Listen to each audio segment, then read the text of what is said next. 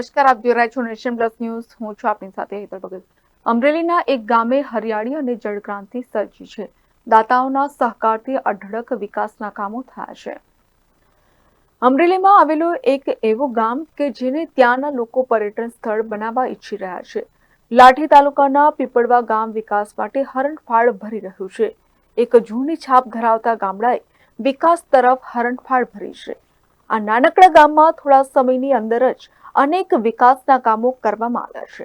ગામમાં હજારો વૃક્ષો વાવી અને ચેકડેમો બંધાવી ગામની હરિયાળી અને જળક્રાંતિ માટે વતન પ્રેમી દાતાઓ અને લોકોએ ગામને અવ્વલ બનાવવાની નેમ લીધી છે. પીપળવા ગામના લોકો માત્ર સરકારની ગ્રાન્ટો પર જ નિર્ભર રહેવાને બદલે લોકોની સહભાગિતા અને દાતાઓના સહકારથી ભંડોળ ભેગું કરી ગામને અનેક સુવિધાઓ આપી વિકાસ તરફ આગળ વધારવામાં આવી રહ્યું છે. આ ગામમાં દિવસ રાત ચાલી રહેલા કામોને જોતા આ ગામ સમગ્ર ગુજરાતના ગ્રામીણ વિસ્તારો માટે પ્રેરણારૂપ વિલેજ બનશે.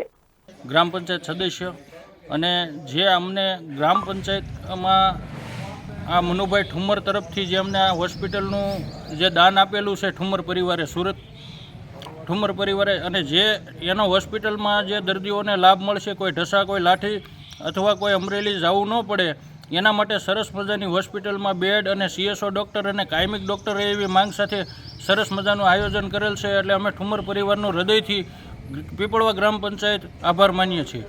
પીપળવા ગ્રામ પંચાયત સરપંચ છું હું, અને અમારે ગામની અંદર જે પહેલાં પાણીના પ્રશ્નોની અને ઘણા બધા કામ જે જરૂરિયાત હોય ગામમાં એ સુવિધાઓ નહોતી.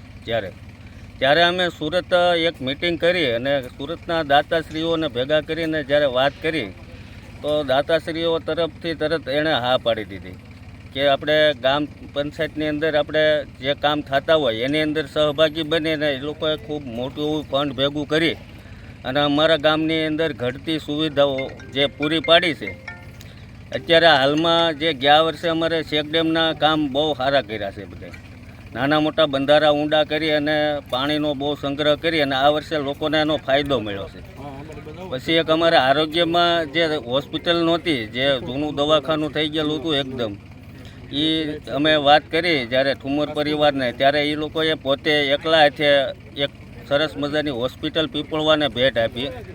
શમશાનની અંદર જે ખૂટતી સુવિધાઓ હતી એ બધી સુવિધાઓ એણે આપી. શમશાનની અંદર શેડ બનાવી દીધો, અમને મશીન લાકડા ફાડવાના આપ્યા.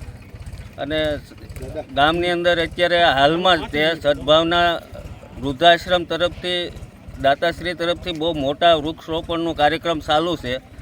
જે અત્યારે તમે અંદાજે ગયા વર્ષથી અત્યાર સુધીની અંદર જે 5,000 વૃક્ષનું વાવેતર થઈ રહ્યું છે અત્યારે હાલમાં ચાલુ છે પીપળવા ગામની અંદર. અને દાતાશ્રીઓ તરફથી જ્યારે ટિફિનની સુવિધા ગામની અંદર એક પણ પૈસો કે કોઈને કોઈ જાતનો ફાળો આપ્યા વગર પોતે એકલા હાથે જ્યારે નબળા વર્ષ હોય ત્યારે ગાયોને ઘાસચારો આખા વર્ષનો પૂરો પાડવામાં પણ આવે છે.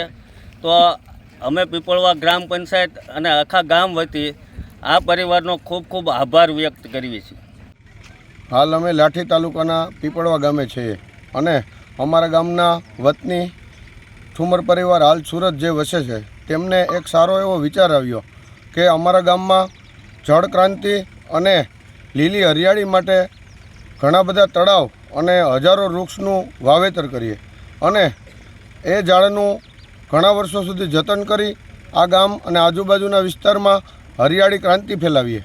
અને 8 થી 10 તળાવ બાંધી આ વિસ્તારમાં જે પાણીનો પ્રશ્ન હતો સિંચાઈ માટે, તે પાણી ટૂંક સમયમાં ઊંચા આવે સ્થળ અને વધારે પ્રમાણમાં પાણીનો જથ્થો અહીંયા સ્ટોક થાય અને ખેડૂતોને પાણી માટે સવલત પડે. કોની દ્વારા કરવામાં આવ્યું આ કાર્ય?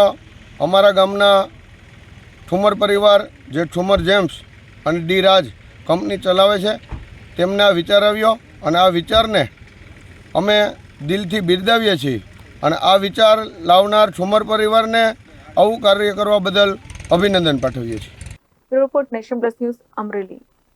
સમાચારોના સતત અપડેટ મેળવવા માટે અમારી નેશન પ્લસ ન્યૂઝની YouTube ચેનલને સબસ્ક્રાઇબ કરો, બેલ આઇકન દબાવો અને જોડાયેલા રહો Facebook, Instagram અને Twitter પર.